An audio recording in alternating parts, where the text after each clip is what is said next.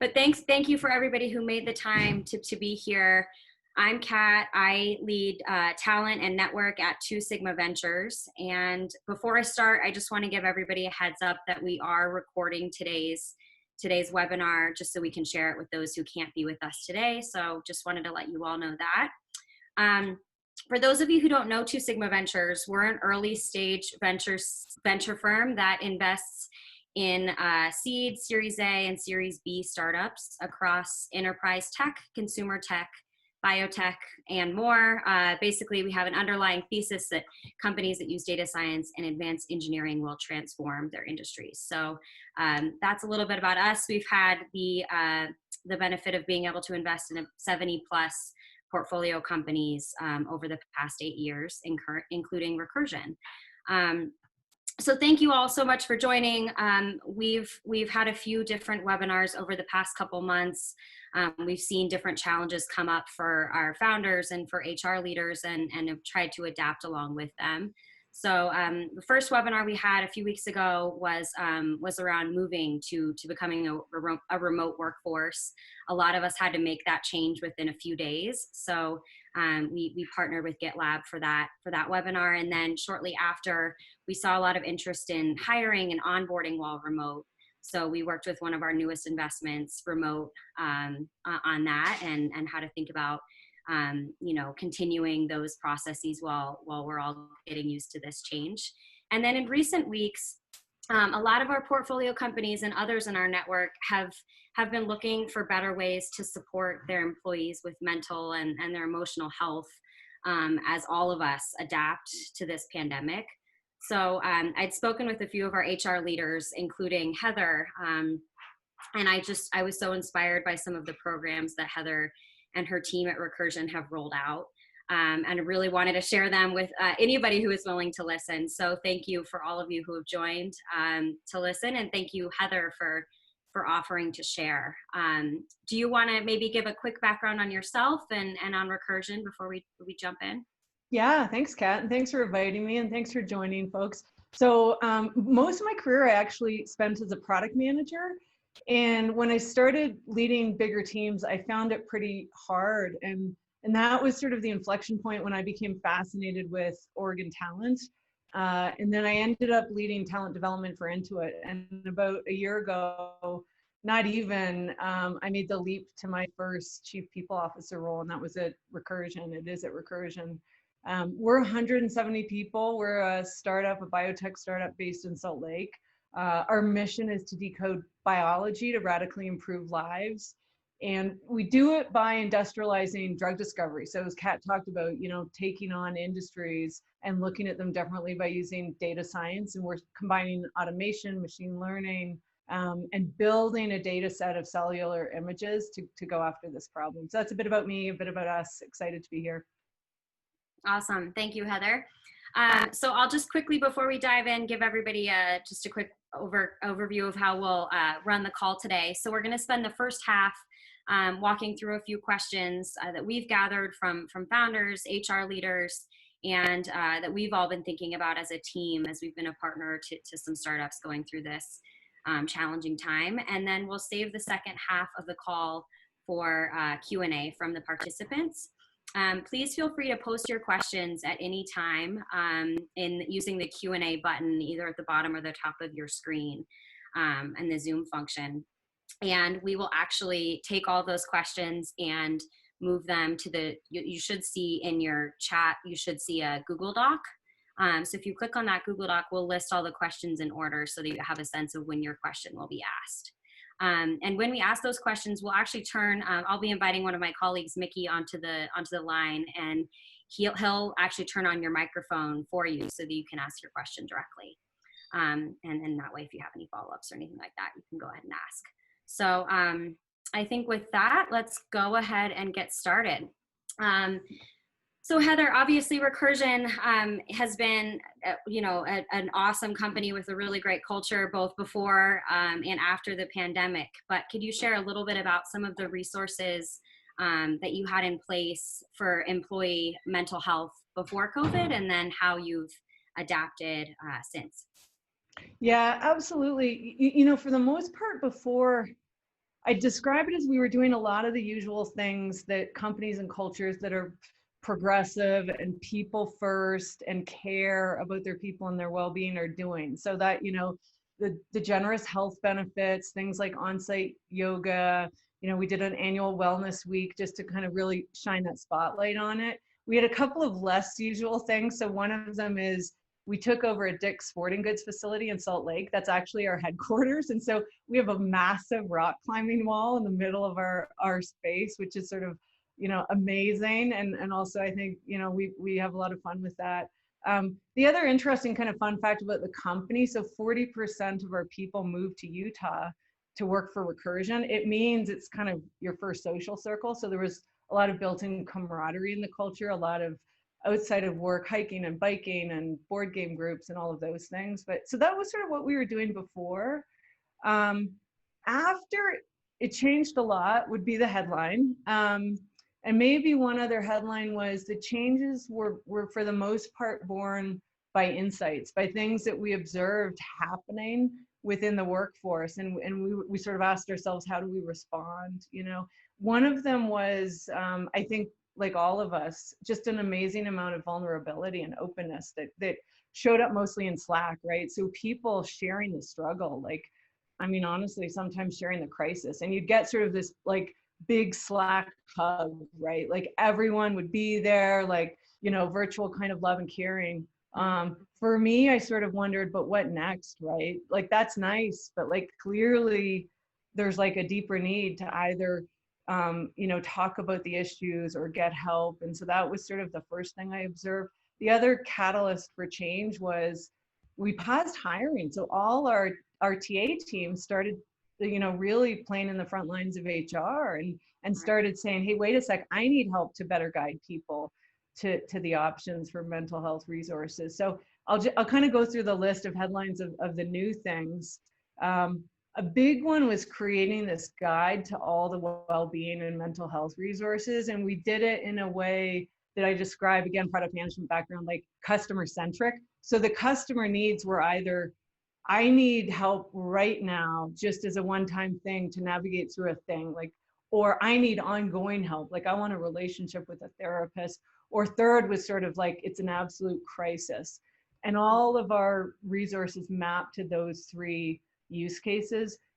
The really interesting thing that was done on that end, and honestly, it's funny how these things play out.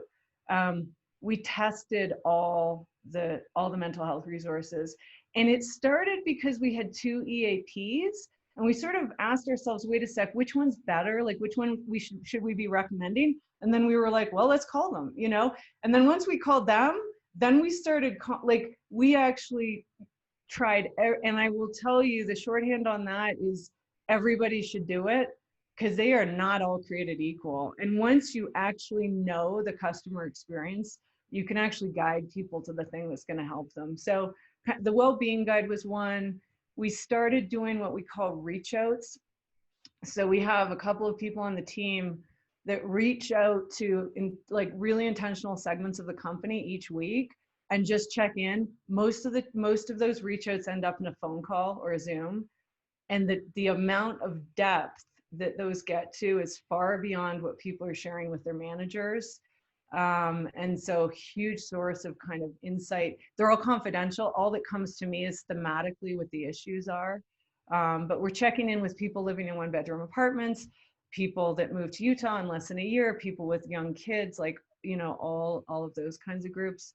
We set up a program called Wellbeing Allies, which was to address that issue of people are surfacing like the struggle, but we're not going deep in Slack. So where do we go deep? You know, and I'm happy to talk more about the program. It's groups of 5 or 6 employees with a facilitator, meet weekly for 45 minutes. Honestly, I'm a facilitator. It's one of the most important 45 minutes of my week. So it's soul food for me. Some new benefits: Headspace for meditation, Talkspace for text-based and video-based therapy, and then more access to free online diagnosis. So tests for depression and anxiety, things like that are out there. That's sort of like the hit list of the after world. Awesome. Just a couple of quick follow-ups on those. Can you just speak to who at Recursion is is leading the Reach Outs and the Wellbeing Allies program. Yeah, I mean, we're a small company, so we're a small team. Reach Outs, I have one former recruiter and one HR leader that together coordinate it and touch base, and then they synthesize the themes each week and share those themes with me. Our TA leader actually runs Wellbeing Allies. She essentially conceived the whole program, wrote up the plan. I'm happy to share it with everyone on this call, kind of the program design. And there are 3 facilitators. She's one of them. I'm one of them. Another recruiter is one of them. We also debrief weekly and plan our sessions for the next week. Awesome. Thank you. Can you tell us a little bit about the rollout for these resources, how you thought about that and how that's gone? Yeah, it's,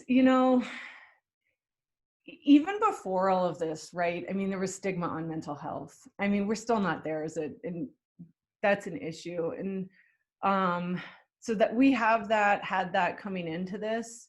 So I had a little bit of the mindset that the comms itself is as big as the resources, right? Because you can have all the tools in the world, but if people don't use them, like, to what end? This is probably like the marketer in me. I actually led a marketing team for a couple of years. I'm not a good marketer, but I appreciate the craft. And so my mindset was, I have to normalize this stuff. We have to normalize this stuff. And my way in, because we're a very science-based organization, was neuroscience. And so the comms is essentially trying to help people understand what's happened to our brains in the last 2 months and why, in fact, our brains are acting normally. And because of the normal response to our brains, we need to be doing more work for brain health and mental health. So, I mean, that would be, it's a big focus. It's videos, it's content. And sometimes it's not even creating new resources. It's just comms, like, to keep the topic on the front burner so it doesn't slide into the back burner. Right. Yeah, that makes a lot of sense. I couldn't agree more with all the stigma is really. I know. Yeah. Um, Yeah. I mean, as an aside, I have so much personal experience, family experience.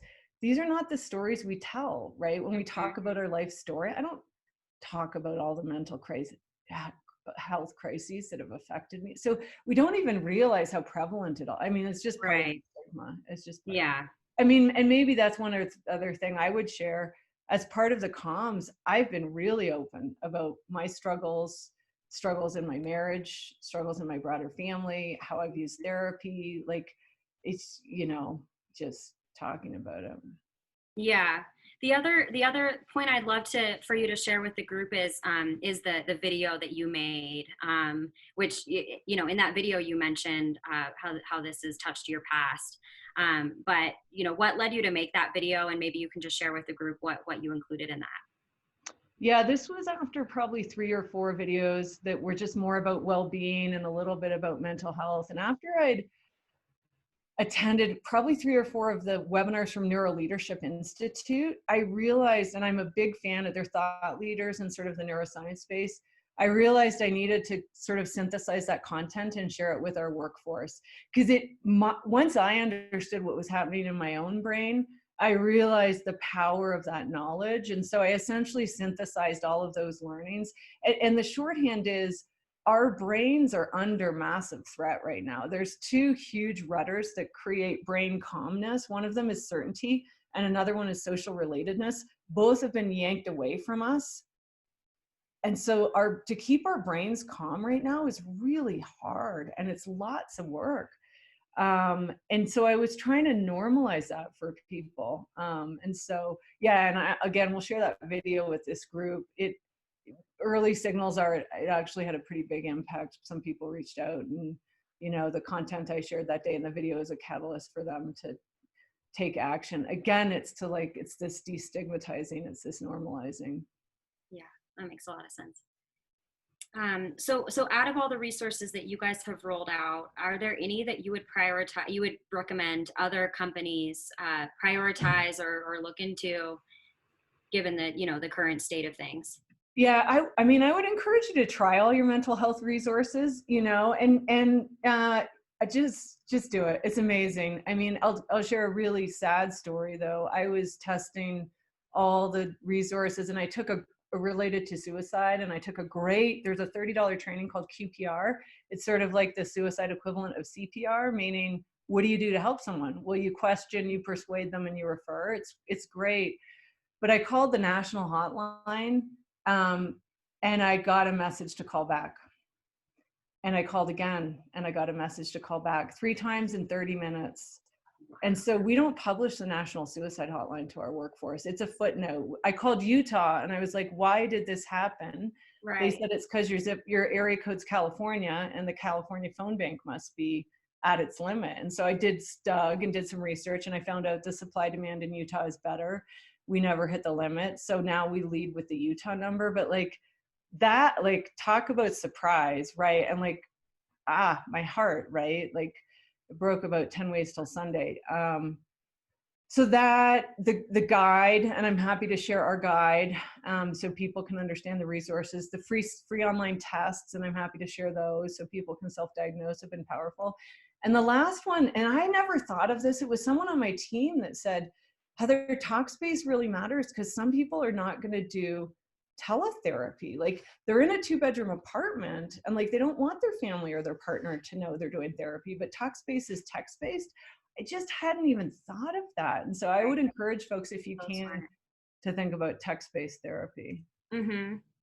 And how did you guys think about the subscription for that? Yeah, so again, we're 170 people, so kind of we get a little scrappy. We did call and look at what kind of an enterprise program would look like, and it was just too complicated. So it's $65 a month, and we just expense it, and so people opt into it. Reimbursable expense. Yeah, that's easy. Great. Yeah, it's probably much more affordable, but also easier on the management side of things too. Yeah.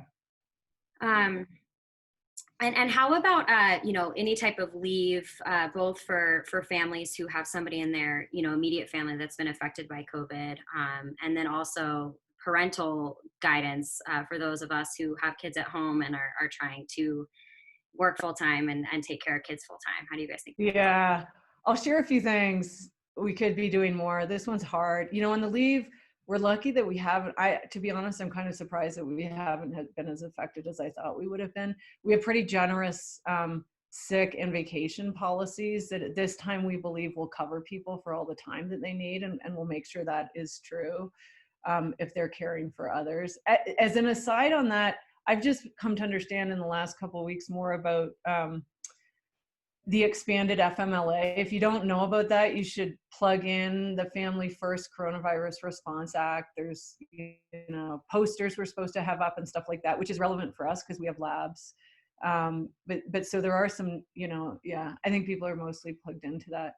The family thing's hard. I think in March and April, we talked about it a lot, tried to role model the flexibility. I was pretty and continue to try to be present in the parent Slack channel to just empathize, share my own struggle.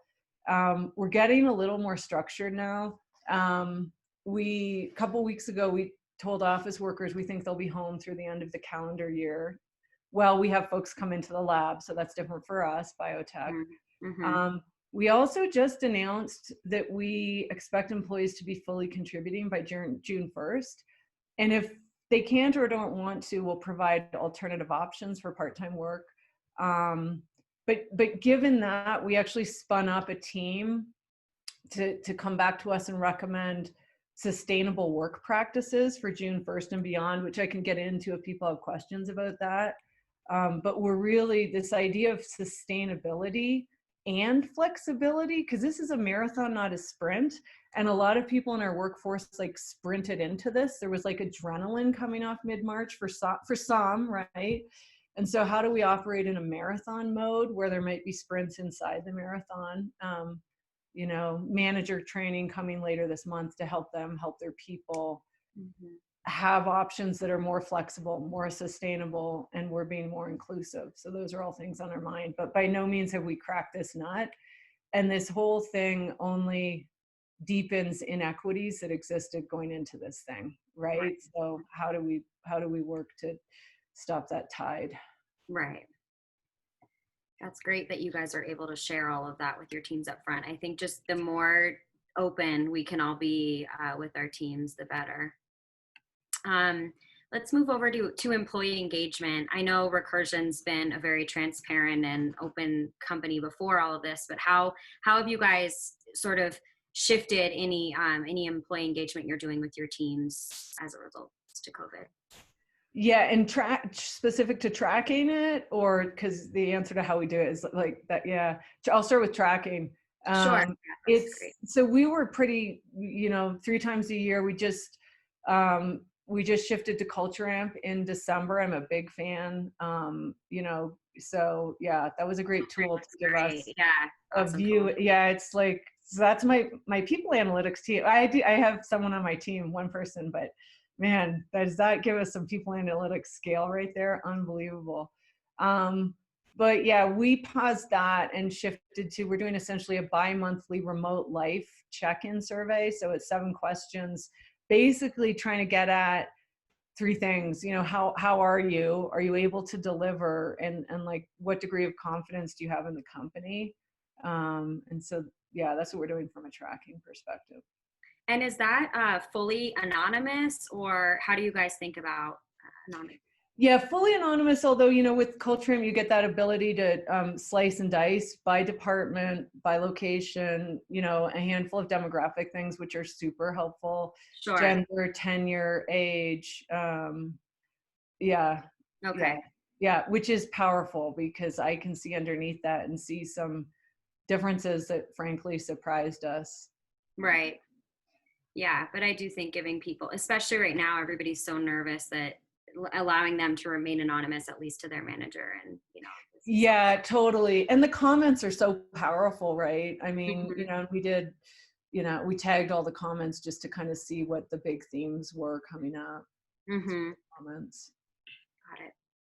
Um, so this is a question I know after speaking with a few other portfolio companies, and we have a head of people peer circle that I know you joined as well, Heather. One thing that came up that I just thought was so interesting, and I've certainly seen it on my own team too, is just a significant decrease in the number of days that people are taking off, even in companies where you have unlimited or very high number of vacation days. I understand you guys have seen something similar. How are you thinking about that and encouraging employees to take days off to prevent burnout? Yeah, similarly, I haven't cracked the nut. So if others have comments or ideas here, I'd love to hear them. I'll tell a personal story first. I tried and failed to take a day off a couple weeks into this. I cleared the day, and then when it came, I worked all day. It was just like, oh great, I can catch up on all the things. Right. So I tried again, and I actually did it about a week ago, a week and a half ago, and I did it. And I went, the morning was, I went for a bike ride on my own, and we have a channel outside Recursion. So, I mean, one thing is role modeling too, right? We have to talk about it. So I posted in Slack me on my bike ride, and how Mhm. exercise is part of my like mental health and well-being, and how when I finish a ride and I'm like, physical exhaustion calms my mind, like Yeah. straight up. And like, so I was just sharing that. But so I think, and I do, encourage others to do it. And when I know they're doing it, I encourage them to talk about it. And if they don't, like, I'll gently out them a little bit. Like, I'll just say, hey, oh yeah, they're out today. They're on vacation, So Love it. um, Yeah. I'm trying to use the data, and I'm going to use it a little bit more. And I'll share it with this group. So in any given month in the past, we had it would range between about 20 and 30% of our employees would take a vacation day in a typical month. The range was larger than that, but on average, probably like that was kind of the norm. It never went below 15% of the workforce in any month ever since it was tracked, since the dawn of time. Interestingly, March was 19%, so 19% of the workforce, but I checked, all of that happened in the first 2 weeks. Mm. So after mid-March on, gone, April was 9%. So 9% of our workforce. So if I see that data in May and it's starting to trend that way, look, we're a science-based organization, data talks, right? Like, Yeah. that's not okay. And so, I mean, maybe that, use the data, right? We all have the data, use the data. Yeah. Data and stories, we all know that's where our power lies. Yep. Um, how about broader communication with from the leadership team to the rest of the organization? How are you guys communicating? It's so interesting. In the weeks immediately following, it was almost as though I was observing the most authenticness, or if that's even a word, of our culture. Like, it just started happening, right? We had exec videos like near daily. Getting some of it was to create clarity, some of it was messages, some of it was just to put themselves out there and kind of share. And so a lot of video, a lot of writing.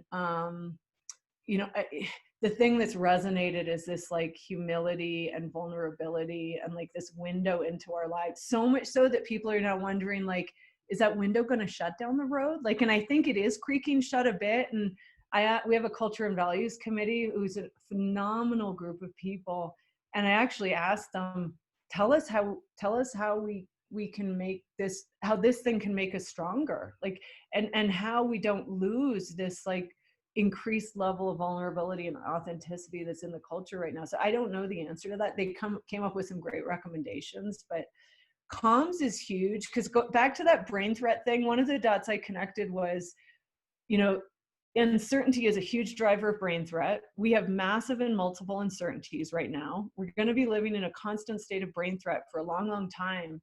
What companies and employers can do is create clarity, and clarity is an antidote to uncertainty. So just remember, the clarity you create like actually calms people's brains. The more you can, communicate things that allow them to take action, know what like guardrails exist in the company, know what is the focus for the company. It's like brain calming. That was, yeah. So calms big time. We all know that, right? 10 times calms in times of change and crisis. Yeah, but it's, you get used to comms one way, and it's just so Yeah, different right now. So it's so great to hear different. some of the things you So guys are different. working through. And kind of building on that, how about culture carrying? What kind of, crazy webinars and happy hours and things like that are you guys doing Yeah, that's getting yeah. everybody excited? My observation is there's a lot of startups that should be writing the book on this. So there's a lot of like creative happy hours and talent shows and dress up events. And we had our first talent show, but maybe a couple of things that have like particularly worked well for us. One is we do a monthly wins. It's a ritual where the whole company gets together, and it's taking a page essentially from the Agile playbook, right? Where at the end of a sprint, you do a retro. So we do a retro for the month. Like what are our wins? What were like awesome achievements? And they're almost more fun virtually, to be honest, because there's so much engagement in sort of Zoom chat. And a couple of the hosts have created interactive games around the wins. So teams will be presenting their wins, and then there's a game going on during it for the audience to play in. Like maybe they're guessing some words that have been peppered into the presentation. Like, and so people are in the chat guessing the things, and people have really fun backgrounds related to what they achieved. So that's been like, my heart is like full of just, yeah, pride during that whole thing. Another one that was fun very early on, we did an exec donation matching. And now I'm starting to think about volunteering. There's a little bit of grassroots around that energy. Like, what would that look like in this context? And I know some companies have figured that out, virtual volunteering. That's a great idea. Yeah. Oh, but the last point, people own the culture, right? I mean, the grassroots stuff I love. Like, we had an employee sharing poetry every day for a week, like in our main Slack channel. And we have a couple of people in the parents channel that I feel like no one asked them, but like they're the champion of all the parents, and right. I just love that stuff. That's really cool. Yeah, one of my favorite parts of all this is getting to see everybody's kids and their homes, and you get to know your colleagues in a whole new way, which is really cool.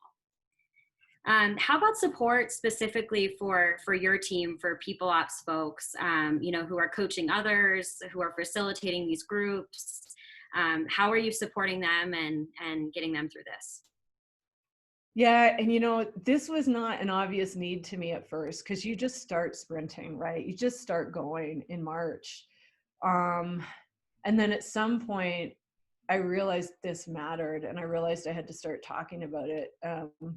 And it was in a very specific moment when someone on my team shared an interaction with another employee. And I was like, oh my gosh, like, we don't have to fix everybody. Like, not everyone's problem. We're supports and we're guides and we're accelerating the company. So I realized I had to start talking about it, and I did.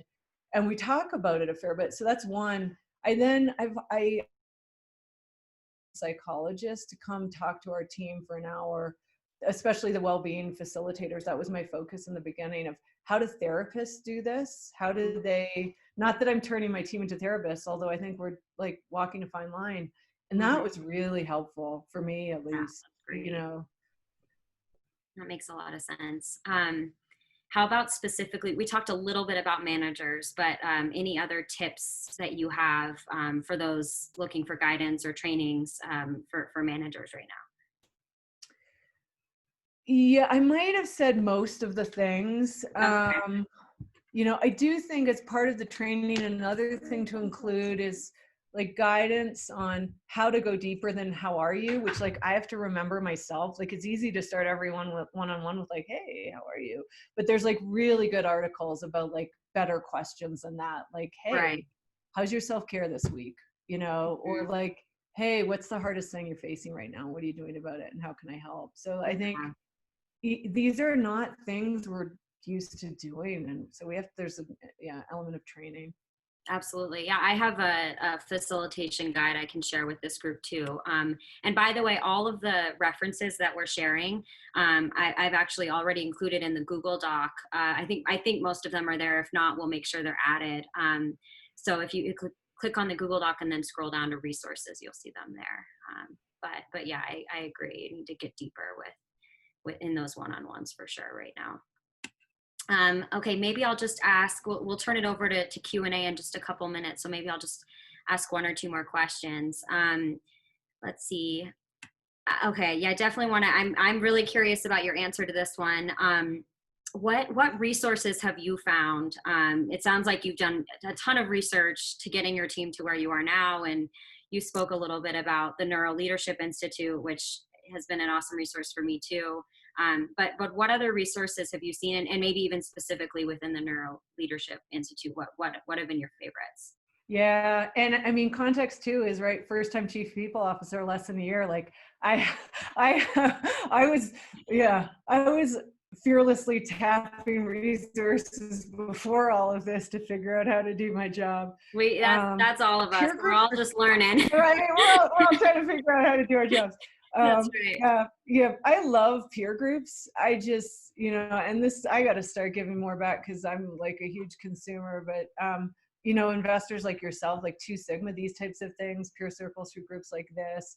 There's a group called Peer 150 that I find amazing, and they're running webinars. They, you know, in a prior life ran conferences and things like that. If anyone can remember what a conference is. There's a group, something called Twine. It's like a hub for chief people officers, so that's great curated content. And I give a shout out to Lars Schmidt and the 21st Century HR podcast. that I don't know Lars. I've never met Lars, but that is my boot camp. When I commuted, I listened to that every way back and forth as I became a new, you know.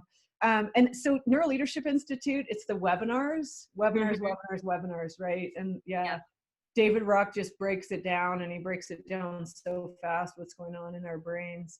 Paradigm, I'm a huge fan for all things diversity, equity, and inclusion, just like, yeah, best in class. HBR is just a good go-to. I've been reading a lot about like how to lead in crisis to help our leadership cohort, you know, and talking about that. So that's, and Mercer, our benefits provider, has been a good source for employer related stuff. And yeah, those are my big ones. Okay, awesome. And hey, Twitter, I should give, you know, I will say, I had been off Twitter for years and got back on it coming into this role, and it's, yeah. There's a lot on there. There's a lot on there. That's right. All right, maybe the last question before we switch over to Q&A. What are you doing every day for your own, or maybe daily, weekly, for you, for your mental health?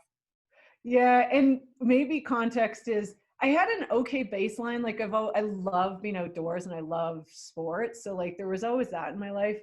I would put it this way, I unapologetically prioritize this stuff more than I used to. Like I was always those people, like you're always wrestling with like work, motherhood, like exercise, self-care, sleep, marriage, like it doesn't all fit. And so like, where's the cut line, right? Yep. Now I unapologetically prioritize this stuff. And I consider it almost like as a requirement for me to do my job. Right.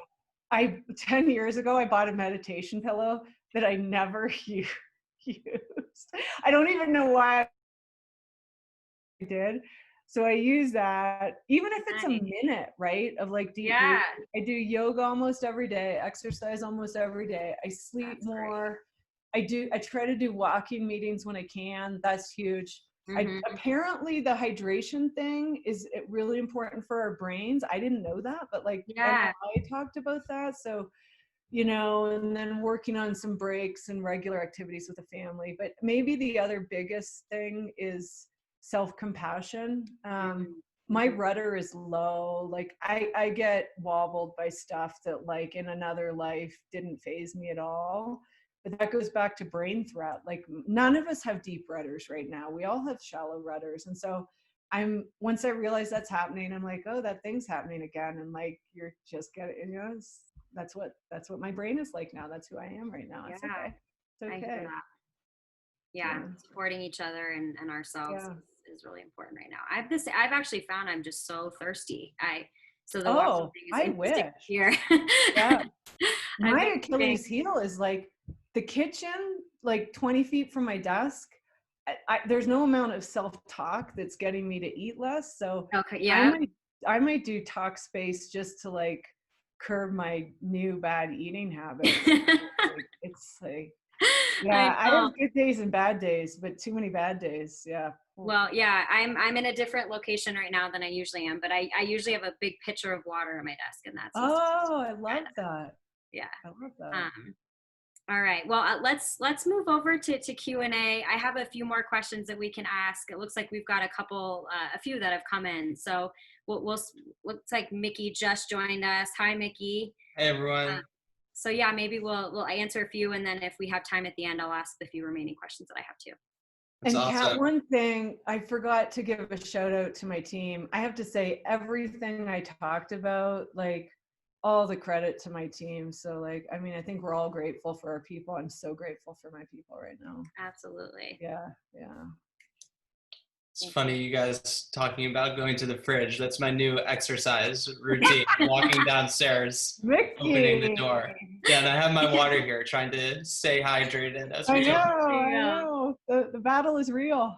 Awesome. So we got a few questions in. Everyone, remember, please use the Zoom Q&A functionality if you have anything you want to ask. Kat and I will bring them over to this Google Drive agenda where you can follow along the order of the questions we'll be going in. And we'll call on each of you to kind of come onto the line and ask your question in person. So first up, we have Gabrielle. Gabrielle, I'm going to bring you onto the line. Can you hear us okay? I can. Can you hear me? Yep, you're on. Thank you so much. Well, first of all, I want to say I'm Gabrielle. I'm the founder of an early stage fintech company. Heather, thank you so much for your time. Really appreciate you, first of all, putting together all of these phenomenal resources and taking the time to share them with us. And Kat, thank you for organizing. I was just curious if you had any specific suggestions for smaller early stage companies like mine, which is around 25 people right now. And we're in massive growth mode, which means, you know, late hours to begin with and limited resources in terms of capital. And so, you know, I love some of the suggestions that you have around, you know, giving added benefits to people, but in times like this, you know, capital is something that we're watching quite closely, and paying attention to burn is really important. And so just any sort of specific suggestions that you might have for a company at my stage. Yeah, I love the question. I think the biggest bang for the buck, if the outcome you're solving for, which I'm going to assume is like, frankly, employee well-being, that people take care of themselves and take action if they need it, I mean, one very easy thing, since I'm going to share that video I made, you can just reuse that 10-minute video that I made, which compressed hours and hours of webinars about neuroscience into 10 minutes, you know, with your own like headline about why it matters. Awesome. So sharing some content to help people understand, and then point them to, like, I would then just point them to either whatever resources they have access to through your benefits, and maybe get someone just to understand them. What I found is sometimes there's more than you know, meaning if you dig underneath it a little bit, it might turn out, oh, your benefits do offer telehealth, you know, or teletherapy, or so, like, just kind of make sure you really understand the existing benefits that you have so you can speak competently to them.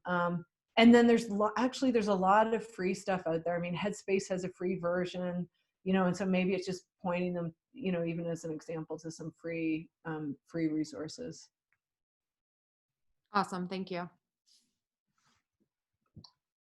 Awesome. Thank you, Gabrielle. I'm going to bring Eli onto the line now.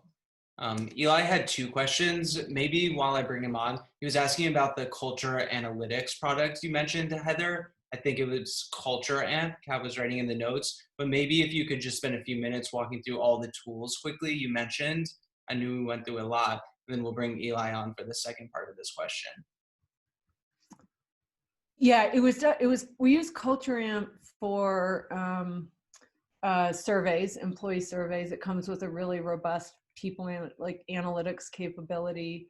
And then outside things, I mentioned third-party resources. I'd mentioned Headspace for meditation, and I mentioned Talkspace, which is a therapy platform. It's a matching platform, so you get to, you know, choose from a sort of, you know, small set of therapists the one that you would want to work with based on your needs, and that can be video or text-based therapy. I'm trying to think, Mickey, were there other tools or programs that come to mind that feel like No, I think those were the major ones. And then for Yeah. everyone on the line, we'll also share a recording of this video and help curate some of the resources that Heather's been mentioning. So definitely keep an eye out for that. But Eli, you're on the line. Go ahead. You should be able to talk now.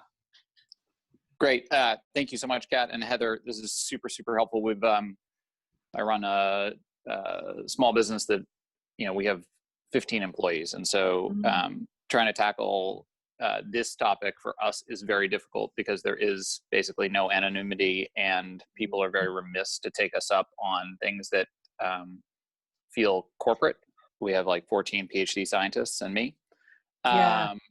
Can you talk a little bit about how you message and communicate and try and get people bought into taking advantage of these things? We have rolled out an innumerable number of resources and programs over the last 15 months that we've been in business that have gone entirely unused. Oh, wow. Yeah. And I can't imagine, not just on mental health and well-being, I can't imagine that those programs were all, you know, worthless by design. So I'm just curious how you drive engagement on this stuff. Yeah, it's there's no silver bullet. It's really hard.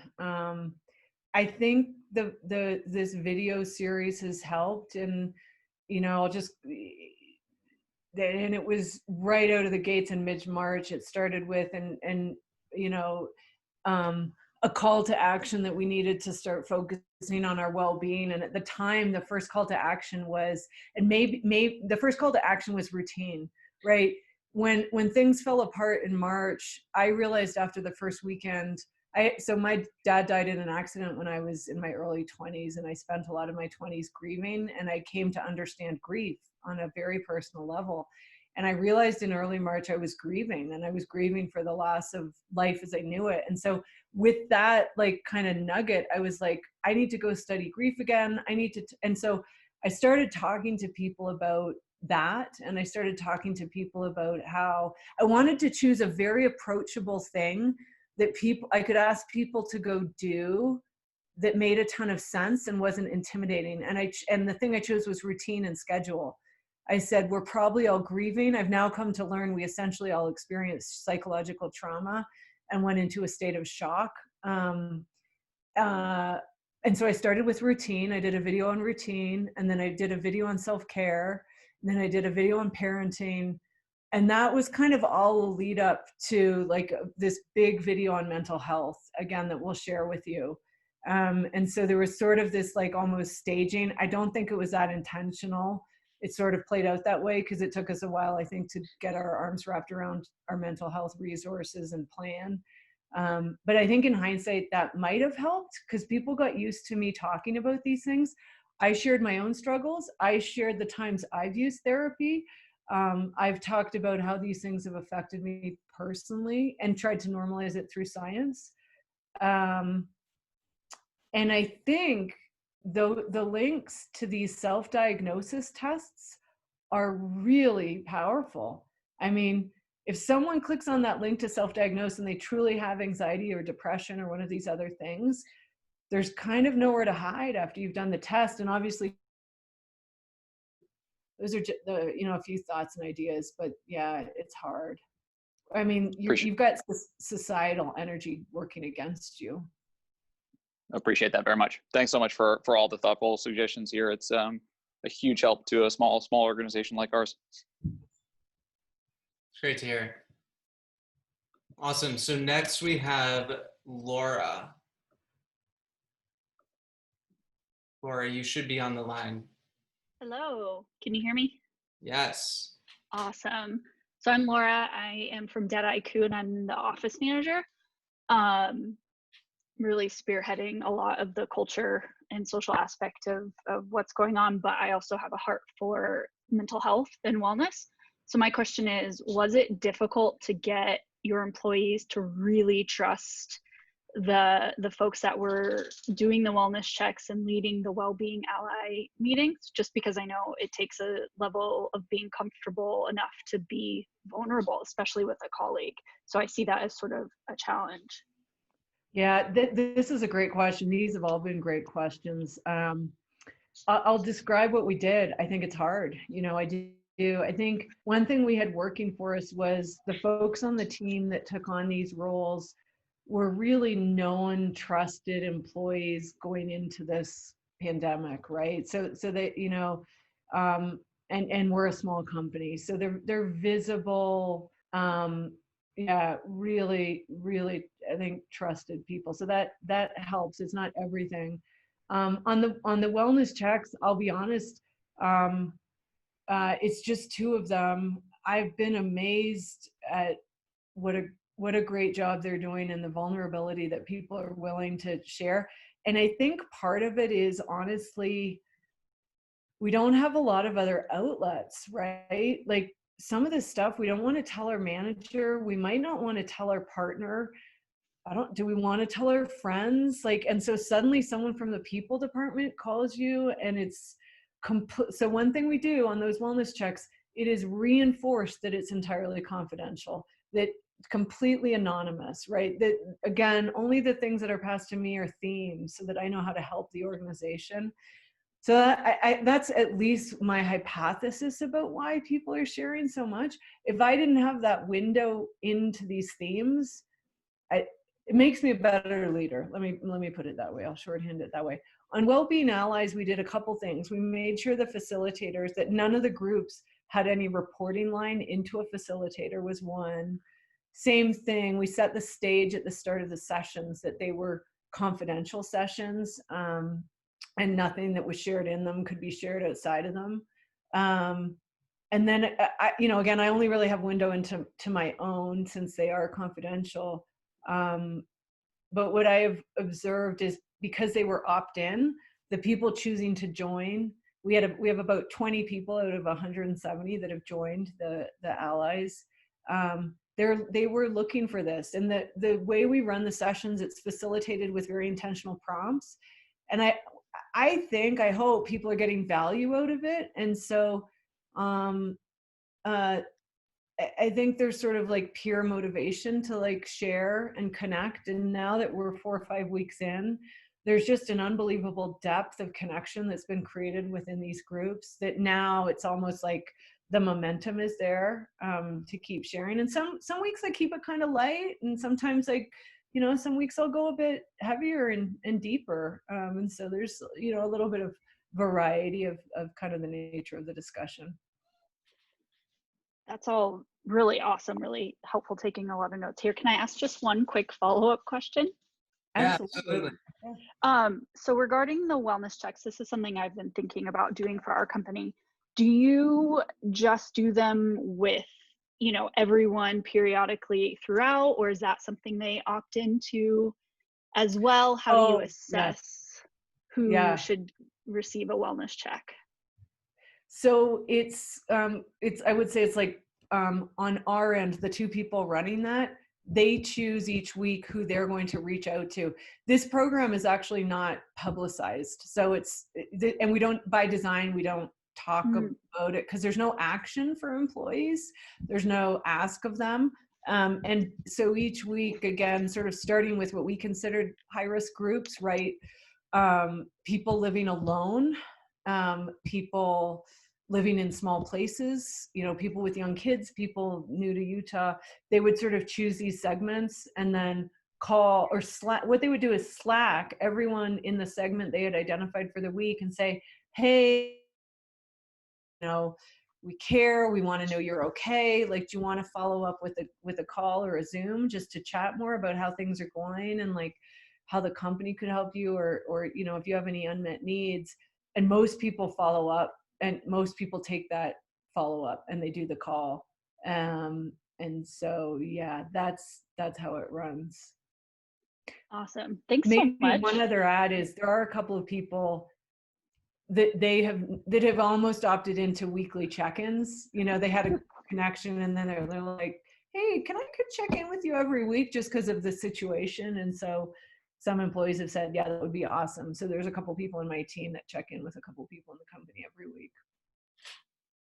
Very cool. Thank you, Heather. And one other plug, we're in this resource doc. There's the leader that designed and launched Wellbeing Allies wrote basically a program doc about the whole design. Within that doc are a whole list of examples of prompts that we use in that program that I have found incredibly helpful. So if anyone's looking for prompts to have kind of deeper conversations with employees, it's in that resource. That's great. I'm excited to check those out myself. So Heather, we have one anonymous question here. This was asking about your expectations around June 1st and kind of understanding if they heard you correctly that you were expecting employees to kind of be contributing at 100% capacity by then. How do you guys think about that ask with balancing the fact that potentially daycare might not be open or schools might not be open and there might be other needs? I know this one's hard. I don't, a bit of a tangential answer. Our admins are actually looking into all of the childcare and camp options that are available because actually in Utah, there's now a fair bit of availability. I'll tell you personally what I'm going to be doing. I will likely be getting a babysitter for 4 hours a day from 10 to 2. I've kind of been, I have 2 girls, 5 and 10. We've kind of been just making it work in a very like scrappy way I have like no expectations for homeschool and it's a bit of a mess every day, but we kind of like just make it through. So that's, it's interesting. Once we decided to do this, I was like, yeah, I probably need to think about what's more sustainable for me. So we're going to support employees that way, and we'll give people options if they want to work part-time. But one of the things, to be honest, it was so interesting. It's almost hard to predict how this all unfolds.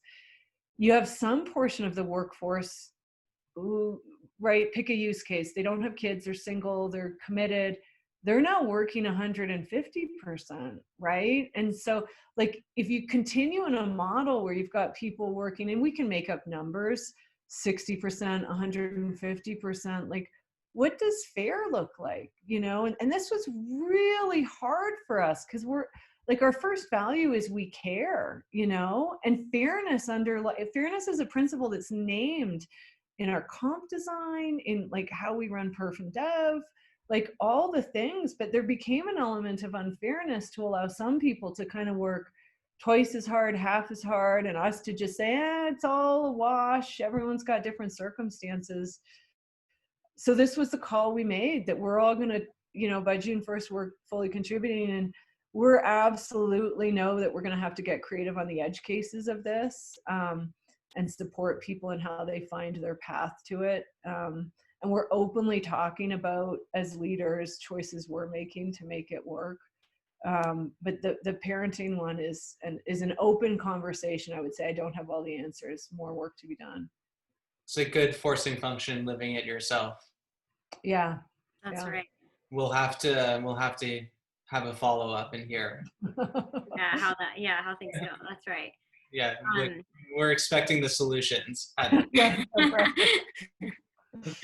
That's right. Maybe can I just ask one more quick question, Heather? I'm curious I know Tina and Chris and others on your team who are just awesome leaders as well, and I'm curious, you know, how they've been sort of living as an example, and maybe there's others outside of them too. If there's any stories you'd like to share. Oh, I love the question. You know, so Chris is our CEO. I would describe him, he probably would not describe himself this way, but I will. He's a human being that can wear his heart on his sleeve. You know, and he does. And like one story I'll share with you, this was early in March when we made the decision to go, and as we all did, right, to work from home. And I would say in Utah, we probably made it on the early side. And it's complicated because we have labs and we had to shut. He made a video and wrote a long note to the company that expressed like how he had, and this was on a Sunday, how he'd been crying about the thought of one of our employees or their families getting sick on our hands, like as a result of a choice. And it was like, he was like, essentially through all those tears, I just realized we have to close the labs, we have to close down, right? Like, and it's for him to share all that, like I get goosebumps retelling the story. You know, and Tina's like such, both of them are hugely inspiring leaders to me. She's our COO. She's been really open about her own leadership journey through this and talking about her sources of inspiration and what's been hard for her. And she's been kind of just such a beacon for all of us of like how to live and lead. And she's part of my self-care. That's awesome. Yeah, I think it's so inspiring to hear how other leaders are handling it. And I think just being a good example is really one of the best things we can all do for our teams. So I know we're running out of time here. There were a few last minute questions that came in towards the end. So I don't think we're going to have time to get to all of them, but feel free to follow up with us directly. We'll send out an email after this, so you'll have all of our contact information, and we're happy to chat more. We'll also follow up with a video of this talk as well as a recap. So just feel free to reach out on any of those threads. Great. Thank you, Mickey. And thank you so much for your time, Heather. We really appreciate all of your guidance and wisdom. Thanks for joining us. Thanks for making it happen. This was great. Thanks for joining, everybody. Yeah, we'll get better together. Yeah. Mm-hmm. So yeah, please feel free to check out that document. We'll add any resources that we discussed that aren't there following. But if you click on that Google Doc, you'll see all the resources below. Thanks, everybody. Have a great rest of your day.